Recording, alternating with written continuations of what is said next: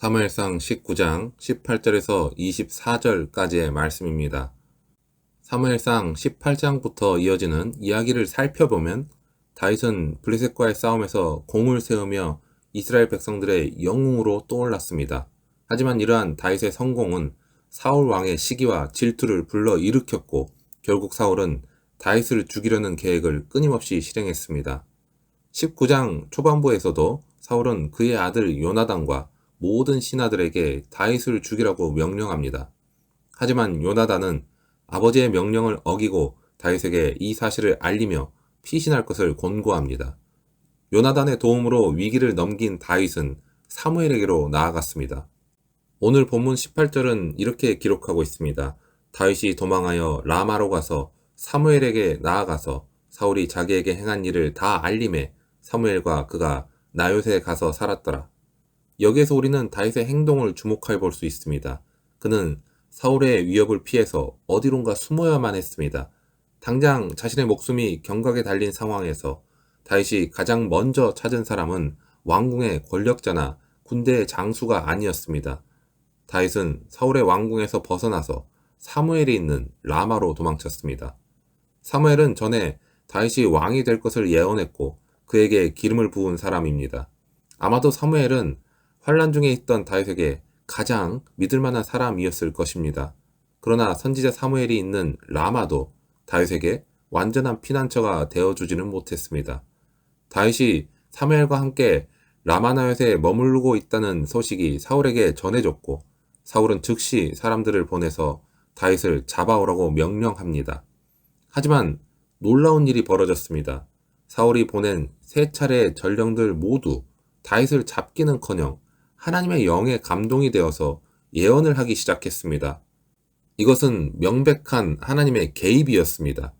하나님께서는 다윗을 보호하시기 위해서 초자연적인 방법으로 역사하신 것입니다. 하지만 사울은 이러한 하나님의 경고를 깨닫지 못했습니다. 오히려 더욱 분노하며 직접 다윗을 잡으러 라마로 향하게 됩니다. 사울은 스스로 라마나요스로 갔지만 그곳에서 자신도 하나님의 영에 사로잡혀서 예언을 하게 됩니다. 그것도 옷을 벗은 채 하루 밤낮을 누워있는 매우 수치스러운 모습으로 말입니다. 사울은 다윗을 잡으러 갔지만 오히려 하나님의 능력 앞에 자신의 무력함과 어리석음을 드러내고 만 것입니다.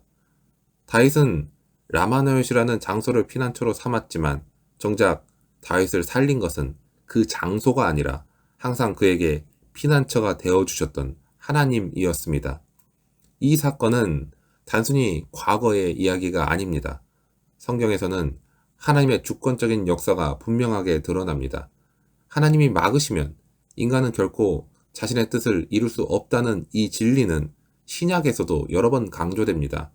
예수님께서 십자가에 못 박히시도록 인간들의 계획이 진행되는 것처럼 보였지만 하나님께서는 부활을 통해 사망의 권세를 깨뜨리시고 구원의 길을 여셨습니다. 인간의 악한 계획은 하나님의 이 놀라운 섭리 앞에서 완전히 실패하게 됩니다. 사도행전에서도 하나님의 주권적인 역사는 분명하게 나타납니다. 초대교회가 복음을 전파할 때 수많은 반대와 핍박이 있었습니다. 유대의 지도자들은 사도들을 감옥에 가두고 복음이 전파되는 것을 막으려고 했지만 하나님께서는 천사를 보내서 감옥의 문을 열어주시고 사도들을 다시 거리로 보내셨습니다.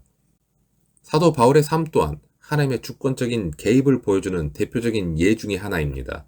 바울은 예수님을 믿는 사람들을 핍박하던 사람이었지만 다메섹 도상에서 예수님을 만난 후에 완전히 변화되어서 이방인의 사도가 되었습니다.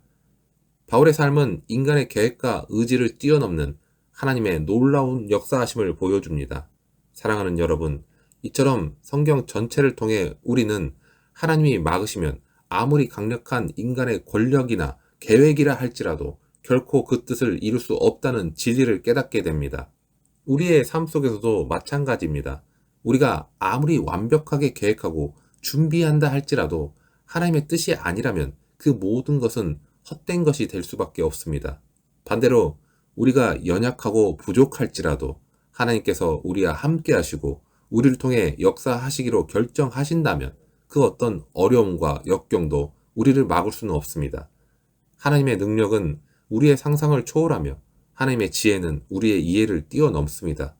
사람들은 감당하기 어려운 일을 만나면 당황하고 위축이 됩니다. 그리고 인간적인 해결책을 찾아 나서게 됩니다. 하지만 거룩한 성도들은 하나님의 보좌 앞으로 나아가게 됩니다. 하나님은 우리의 피난처가 되시는 분이십니다. 우리의 기도에 응답해 주시는 분입니다. 그러므로 전심으로 하나님을 찾고 하나님의 능력을 구하시기 바랍니다. 우리가 감당하기 어려워하는 문제들을 하나님이 친히 해결해 주실 것입니다. 다윗이 사울에 의해서 고난을 당한 것처럼 우리가 만나는 어려움 중에는 사람들에게 받는 오해와 이유 없는 비난도 있을 수 있습니다. 우리가 억울한 상황을 맞이했을 때 일일이 사람들을 찾아다니면서 오해를 푸는 데에는 한계가 있습니다. 그런 한계에 우리가 부딪힐 때마다 우리의 안에서 치솟아오르는 분노와 억울함을 풀기 위해서 우리는 복수를 마음 먹기도 합니다. 하지만 가장 좋은 방법은 우리에게 적대감을 가진 사람들의 마음을 하나님의 영이 감동시키셔서 그들의 마음을 변화시켜 주시는 것입니다. 그러므로 우리는 성령 하나님의 도움을 위해 간절히 기도해야 합니다.